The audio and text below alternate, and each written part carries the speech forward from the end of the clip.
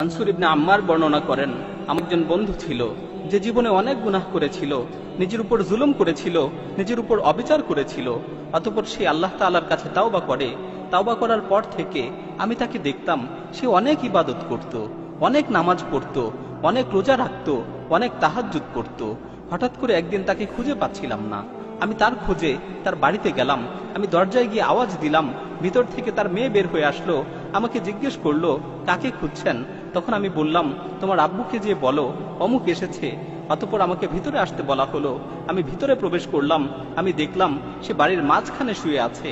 তার চেহারা বিকৃত হয়ে গেছে, তার চোখগুলো বড় বড় হয়ে গেছে। তখন আমি তার এই অবস্থা দেখে বললাম, হে আমার ভাই, আমার ভয় হচ্ছে। হে আমার ভাই, তোমার এই অবস্থা দেখে আমার ভয় হচ্ছে। তুমি বেশি বেশি করে লা ইলাহা ইল্লাল্লাহ বলতে থাকো। এ কথা শুনে সে অনেক কষ্ট করে আমার দিকে তাকালো, অতঃপর বেহুশ হয়ে গেল। যখন তার হুঁশ ফিরে আসলো, আমি তাকে দ্বিতীয়বার আবারও বললাম, হে ভাই, বেশি বেশি করে লা ইলাহা ইল্লাল্লাহ বলতে থাকো। সে আবারও বেহুশ হয়ে গেল। যখন তার হুঁশ ফিরে আসলো, আমি তৃতীয়বার আবারও বললাম, হে ভাই, বেশি বেশি করে লা ইলাহা ইল্লাল্লাহ বলতে থাকো। সে চোখ খুললো, আমার দিকে কিছুক্ষণ তাকিয়ে রইল, চোখের পানি ছেড়ে দিয়ে বলল, হে ভাই মানসুর, আমার মাঝে আর এই কালেমার মাঝে প্রাচীর তৈরি করে দেয়া হয়েছে। আমি ইচ্ছা করলেও এই কালেমা পাঠ করতে পারছি না। তখন আমি বলে উঠলাম, লা হাওলা ওয়ালা কুওয়াতা ইল্লা বিল্লাহ। আমি তাকে বললাম, তুমি যে এত নামাজ পড়তে, এত ইবাদত করতে, এত আমল করতে, এত তাহাজ্জুদ পড়তে, এগুলোর কি হলো? তখন সে বলল, তুমি যে আমাকে ইবাদত করতে দেখতে, আমি এর কোনো কিছুই আল্লাহর জন্য করতাম না। আমি আমার সকল ইবাদত, আমি আমার সকল আমল, এগুলো মানুষদের দেখানোর জন্য করতাম। আর আমার তাওবা ছিল মিথ্যা তাওবা। আমি মানুষদের দেখানোর জন্য তাওবা করেছিলাম। আমি মূলত বাহ্যিকভাবে মানুষদের দেখানোর জন্য ইবাদত করতাম, কিন্তু আমি যখন একাকী থাকতাম, আমি আমার ঘরের দরজা বন্ধ করে দিয়ে মদ পান করতাম। আমি নির্জন মুহূর্তে বিভিন্ন ধরনের গুনায় লিপ্ত হতাম। আমার মনে আছে, একবার আমি খুব গুরুতর অসুস্থ হয়ে গিয়েছিলাম। আমার ধারণা হচ্ছিল আমি আর বাঁচব না। তখন আমি আমার পরিবারের লোকজনকে বললাম, আমাকে ধরে বাড়ির মাঝখানে নিয়ে আসো এবং আমার নিকট একটি কোরআন শরীফ নিয়ে আসো। অতঃপর তারা আমাকে ধরে বাড়ির মাঝখানে নিয়ে গেল এবং আমার নিকট কোরআন শরীফ নিয়ে আসলো।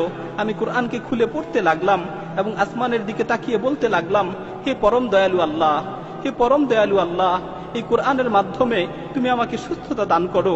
আমি তোমার সাথে ওয়াদা করছি, আমি তোমার সাথে প্রতিজ্ঞাবদ্ধ হচ্ছি, আমি আর কোনোদিন গুনাহ করব না, আমি আর কোনোদিন গুনার দিকে পা বাড়াবো না। আল্লাহ তাআলা আমাকে সুস্থতা দান করলেন। যখন আমি সুস্থ হলাম, তখন আমি আগের মতোই আবারও গুনায় লিপ্ত হলাম। প্রতিনিয়ত গুনাহ করতে থাকলাম। আল্লাহর সাথে কৃত ওয়াদার কথা একেবারেই ভুলে গেলাম। এভাবে গুনাহ করতে করতে বেশ কিছুদিন অতিবাহিত হয়ে গেল। এভাবে আল্লাহর নাফরমানি করতে করতে বেশ কিছুদিন অতিবাহিত হয়ে গেল। অতঃপর আমি দ্বিতীয়বার আবারও অসুস্থ হয়ে পড়লাম। আমি কঠিন রোগে আক্রান্ত হলাম। আমার আবারও মনে হচ্ছিল যে আমি আর বাঁচব না, আমি আর পৃথিবীতে থাকতে পারবো না। তখন আমি আমার পরিবারকে আবারও বললাম, তোমরা আমাকে উঠানে নিয়ে চলো, আমার কাছে কোরআন নিয়ে আসো। আমি প্রথমবারের মতো দ্বিতীয়বার আবারও প্রার্থনা করলাম। আমি আবারও আকাশের দিকে দুহাত তুলে বললাম, হে আমার প্রতিপালক, হে আমার প্রতিপালক, হে পরওয়ারদিগার, এই কোরআনের মাধ্যমে তুমি আমাকে সুস্থতা দান করো। আল্লাহ তাআলা আমার ডাকে আবারও সাড়া দিলেন, আমাকে রোগ থেকে মুক্তি দিলেন। আমি আবারও অঙ্গীকার করলাম যে আমি আর কখনোই গুনাহ করব না, আমি আর কখনোই গুনার দিকে পা বাড়াবো না। কিন্তু দ্বিতীয়বারেও আমি আমার অঙ্গীকারের কথা আবারও ভুলে গেলাম। আমি আবারও গুনায় নিমজ্জিত হলাম। আমি আবারও গুনার সমুদ্রে হাবুডুবু খেতে লাগলাম। এভাবে বেশ কিছুদিন অতিবাহিত হয়ে গেল। এরপর আমি তৃতীয়বার আবারও অসুস্থ হয়ে পড়লাম, যা তুমি এখন দেখতে পাচ্ছ। অতঃপর আমি আমার স্ত্রীকে বললাম, আমাকে উঠানে নিয়ে চলো, আমার কাছে কোরআন নিয়ে আসো।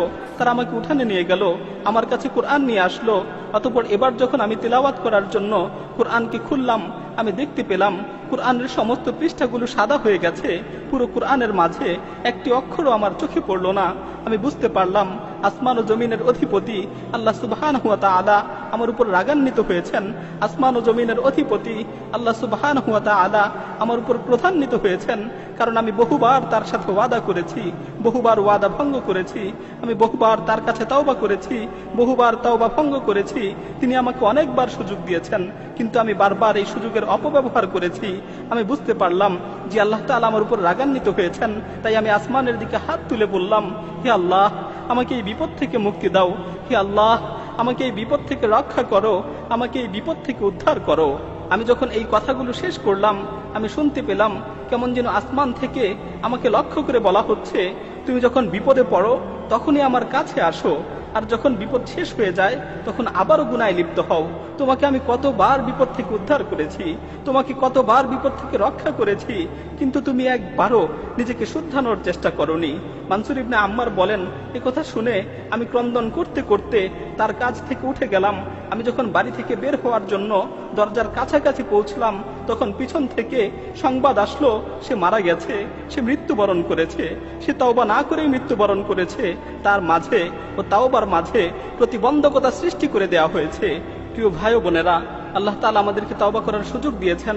আল্লাহ তাআলা আমাদের ডাক দিয়ে বলছেন, ইয়া আইয়ুহাল্লাযীনা আমানু তুবু ইলাল্লাহি তাওবাতান নাসুহা আসা রাব্বুকুম আন ইউকাফিরা আনকুম সাইয়্যাতিকুম ওয়া ইউদখিলাকুম জান্নাতিন তাজরি মিন তাহতিহাল আনহার।